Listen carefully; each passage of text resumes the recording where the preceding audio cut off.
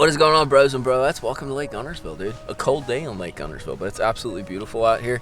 I got something kind of different for you. I did this with flipping. There's a few techniques that I absolutely love and love to dive deep into, right? What we're gonna do is a masterclass on these guys right here. The old Trapski Doodle. Got them all stashed up in the Bass Mafia box. I have a lot of traps, and it's something that I like to think that I'm kind of good at. It's something that I really brought from Florida, and it really fits in up here because the weirdest thing that I learned about Lake Guntersville is during the winter, these fish can get ultra shallow, and they love to eat that lipless crankbait, dude. There's a lot of nuances to the way you can fish it, and a lot of little kind of sneaky techniques and different ways to approach it that I don't think guys highlight. They think you just go out and you throw a trap and you reel it and stuff, and that's not the case if you really want to catch them. You're gonna see this one, I guarantee you, because it's one of my favorites. It's a Sergeant lipless, it's Thunderhawk, it's a silent lipless, and that's one of the aspects we're gonna touch on. Vibration, what you want, retrieves, a whole range of things. So hit that like and subscribe button for me. We're gonna dive into a masterclass on fishing the old lipless.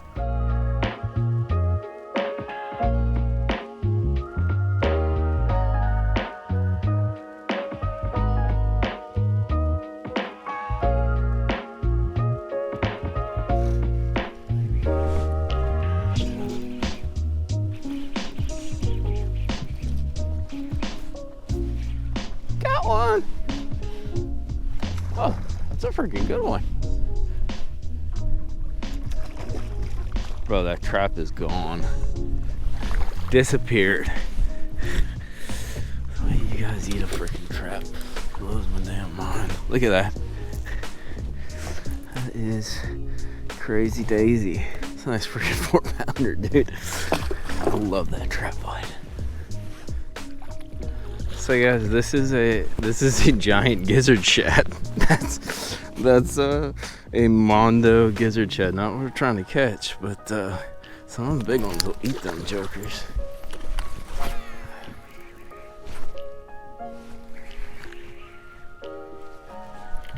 There she is.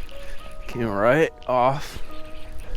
Oh, the rip, and that's usually when they come. That's another freaking donk, dude.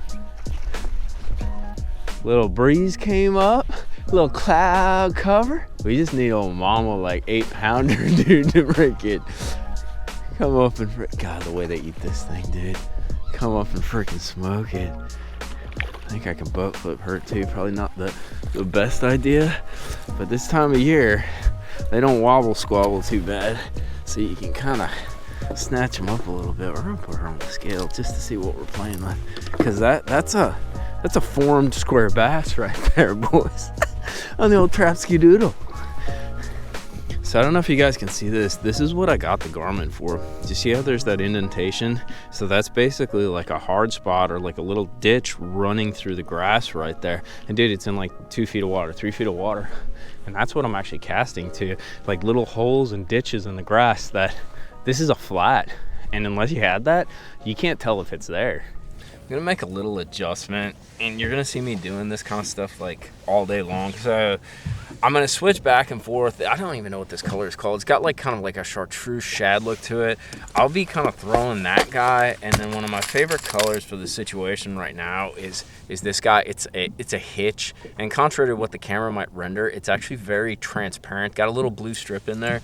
But basically what I'm trying to do is I'm trying to create a silhouette with this bait. The water's really clear and the wind laid down a hair, so I'm kind of switching back between the two. One's got a little brightness to it, the other one's just pretty much like a transparent or like a silhouette, and those are kind of my two colors, especially even if it's cloudy. I don't want it to stand out too much. I just want it to displace water. That vibration is more than enough for the fish to pick up on, and I want it to not, it's almost like throwing like a transparent or a clear spook.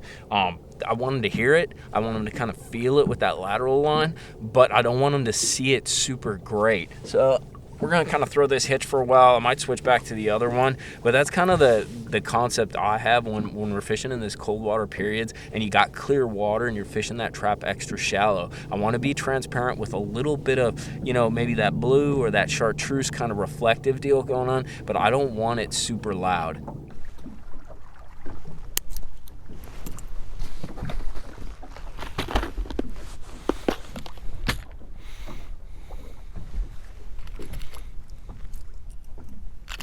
All right, let's talk retrieves real quick with this guy. This is a 1/2 ounce.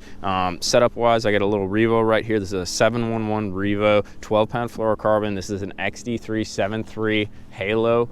It's a medium action rod, still a graphite though. So it's got a softer tip, nice and long. So long cast, first of all. The water's super clear.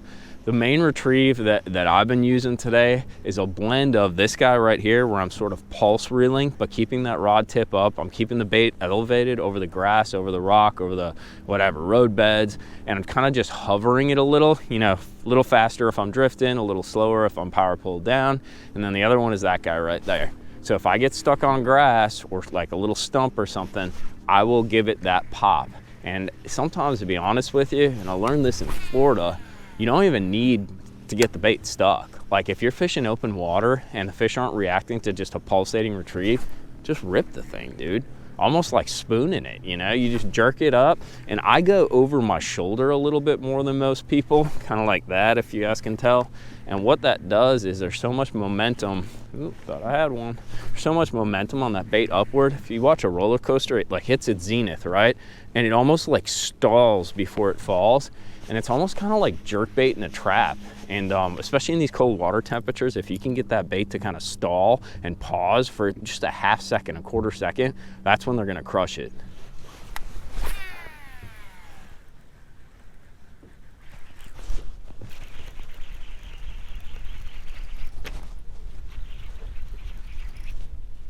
Where did you come from?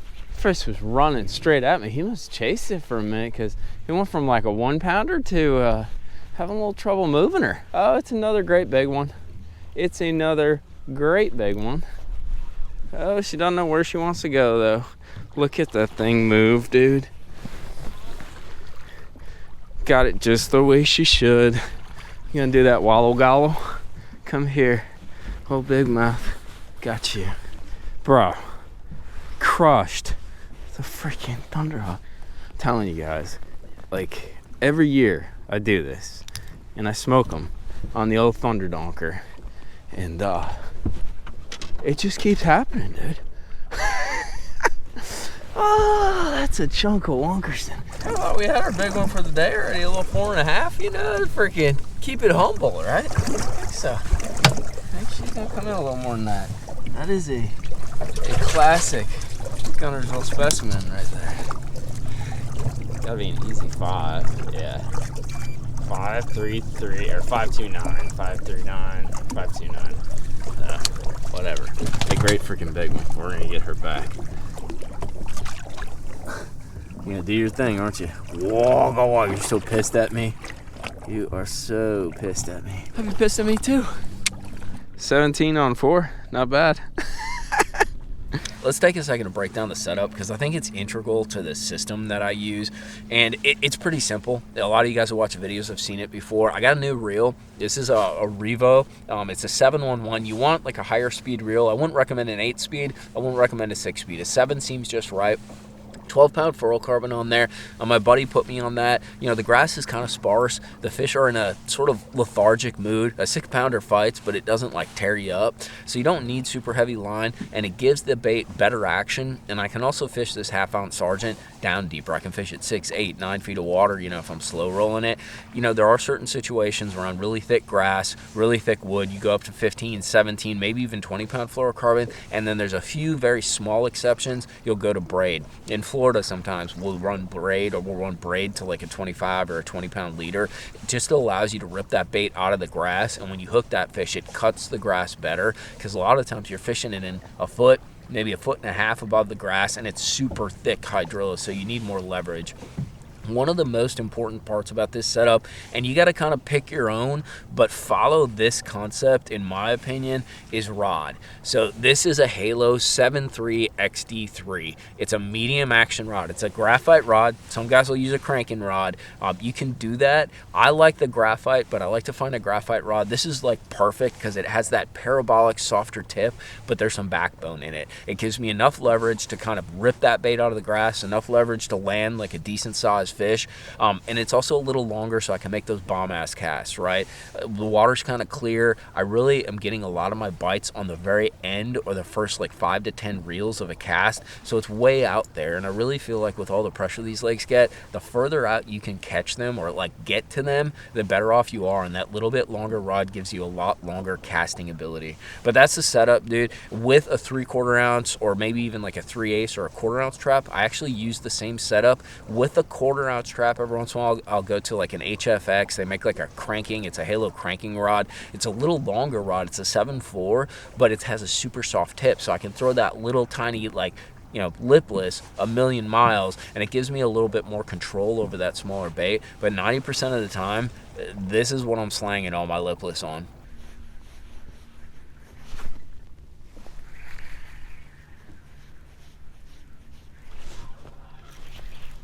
I think I hit you on the side. Oh, hit you right in the mouth.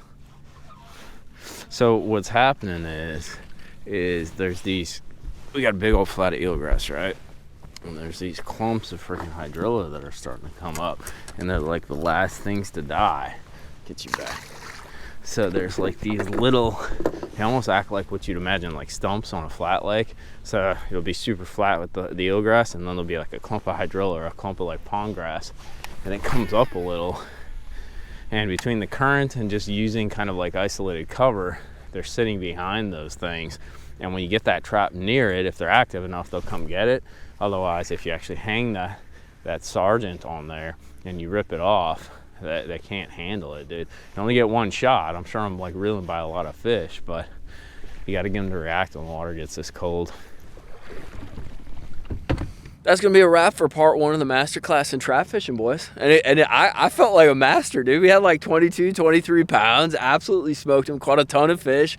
But in this one, it was kind of proof of concept, right? I showed you what to do, how to do it, how to present the bait. You can kind of watch my retrieves, how I'm ripping that bait, as well as kind of picking the right transparency or translucency of bait, depending on your watercolor, depending on the situation. So here's what we're going to do. In the next few days, I'm going to be dropping part 2 of the trap masterclass. And what we're going to dive into is actually picking a trap, like what makes up the right trap for the right time. We're going to go through colors, and we're also going to go through some follow-up baits, what to throw when your trap bite sizzles out, but you know those fish are still there. So hit that like and subscribe button for me. I'm going to put links to everything at Monster Bass and Tackle Warehouse down in the description box, but stay tuned. We are not done. Masterclass of trap fishing coming down in a few days, dude, so make sure to tune in. Later, homies.